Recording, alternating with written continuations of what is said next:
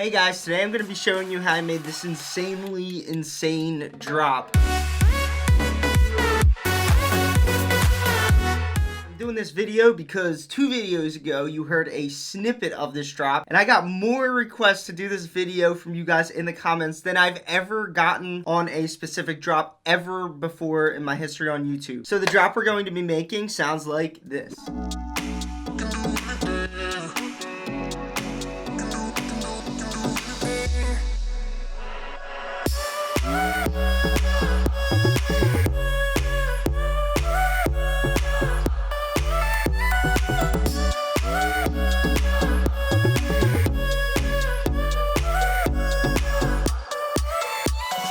This drop has a couple parts to it. It has the lead, which is what I started off with, the drums, and the bass. So let's go ahead and talk about this lead, because I really believe that this lead was the attention grabber that made most of you guys want to learn about this drop. By the way, current bootcamp members and mastermind members, I will be doing a full in-depth track build of this exact song here from scratch with no steps skipped, and I'm going to be adding that to the week 3 module by August 21st. So stay tuned for that if you are a bootcamp member. So this lead sounds like this.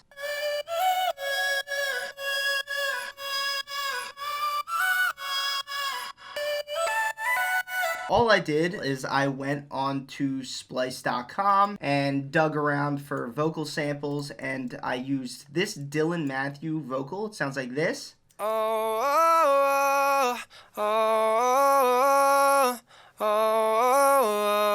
And I've mentioned this before, my all-time favorite type of vocal to chop up and make into a melody is one like that with no lyrics, where they're just singing different notes and different riffs. And the way that this melody came together is, step 1, I had to get this vocal in key.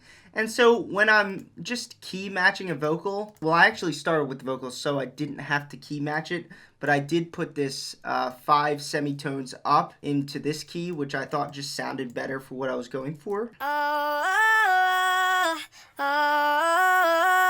And it just gave me that really interesting tone. And so what I do when I'm making these vocal chops is I just chop it up. I try to get different note transitions, and I just simply rearrange the vocal. And it's a whole bunch of trial and error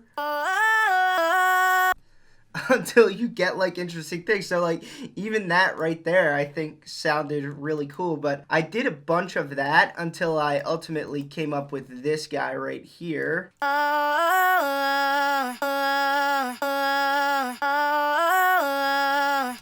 But it sounded a little dead, and I wanted the tonality to come out a little more, so I added little altar boy. I thought the screaming and tone and formant of it just spoke to me much more than it without that. Also, I added a bunch of other stuff, but all you're seeing here really is some bit crusher, which added a little bit of dirt. I didn't want to bit crush it too hard, but I did use this to add dirt. That's with the bit crusher. This is without. It just added dirt. I didn't do that for any specific reason. I just wanted to see what else I could do to the vocal, so I added that. I use vintage Valhalla Verb for most of my reverbs. On leads for drums, I like to use the built-in stock Logic reverb because it's a little lighter. This reverb is heavier, and it just sounds so good. I'm going to show you guys a little trick that I do with direction mixers or stereo image plugins. No matter what DAW you're in, you have access to a stereo imaging plugin. I use the stock one most of the time in Logic. By default, this sounds like this. But when you center reverb a little bit more, so if you put the direction mixer after the reverb and like after everything, and you push it closer to the center, it makes the sound like it's farther away. That mixed with reverb, it just sounds like literally, it's like a weird effect you can create that way. So mess around with your stereo imagers. You could do some really cool stuff, and obviously it's sidechained. Step 2, I took bass spacewalk from my pack Orbital, which most of you hopefully have by now, and it sounds like this. Let let me show you like this really cool thing that I actually learned from a Big Z video. So let's take this. So at first it was just dun dun dun dun dun dun dun, but then there was this space here. So I could have done a couple things. I could have added a drum fill in this little space, a vocal fill, but I wanted to add a bass fill, and it just filled up that hole. And these aren't just random notes. They're all in key and they're strategically placed to sound good. So when you're making these little bass fills, you do put a little bit of thought into them. And then I also added a little bass fill down here as well, just to close up the bass melody. But I wasn't done after this. So I ended up in this position where I had just these two things. I could have kept it there, but I wanted to add some width to this bass, so you could do this with any bass. I duplicated the bass, and then I added a chorus plugin, and I low-cutted this layer, because we already had the sub-bass layer. It was perfectly fine, but this one is super wide. And together with the centered one, you get this both dominant monophonic bass mixed with this wide bass, and it just sounded really good, and it filled up the sound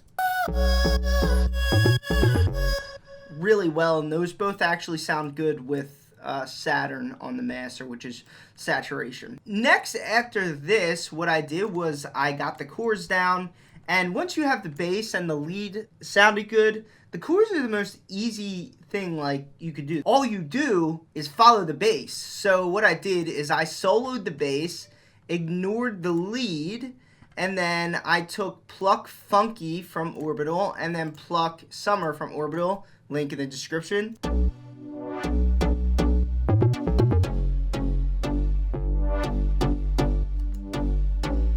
And you see, these aren't even really chords, they're just two lines of notes, and then the bottom line of notes would be that bass line. These are the same rhythm as that bass line.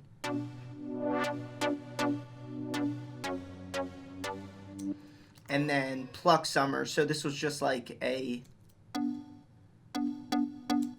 nice layer. I think these two plucks sound really good together.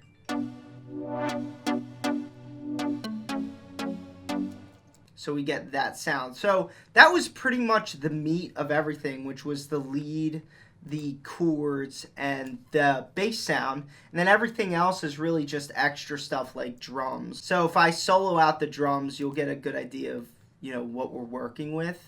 Oh wait, there's one more thing here. There's this thing. That thing is just an atmospheric sound, a weird side-chained thing that sounds really good.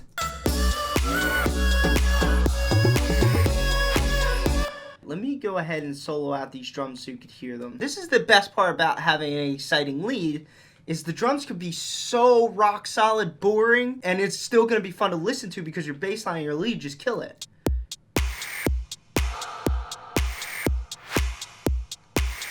A couple layers of drums, and then together we get this killer drop.